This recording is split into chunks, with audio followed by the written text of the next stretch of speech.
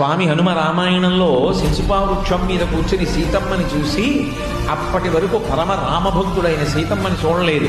సీతమ్మని చూసిన తరువాత ఒక మాట అన్నారు, గొప్పదే ఈ సీతమ్మ.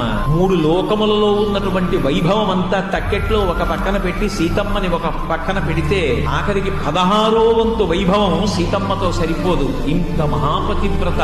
ఇటువంటి సీతమ్మని విడిచిపెట్టి రాముడు అసలు అలా బ్రతకగలిగాడు? ఒక్క క్షణం బ్రతకకూడదే, రాముడిది గుండె బండ అనుకున్నారు. ఇంత గొప్ప హనుమ. అదే సీతమ్మ రావణాసురుడితో మాట్లాడుతూ అంటుంది, పాల యొక్క తెలుపుతనము, వజ్రము, కాంతి, పువ్వు, సౌరభము, సూర్యుడు, వెలుతురు, చంద్రుడు, చల్లతనము ఎలా ఒకదాని నుంచి ఒకటి విడిపోయి ఉండకుండా కలిసి ఉంటాయో అలా నేను రాముడు కలిసి ఉంటాం, మమ్మల్ని వేరు చెయ్యడం నీ తరమే అంటుంది.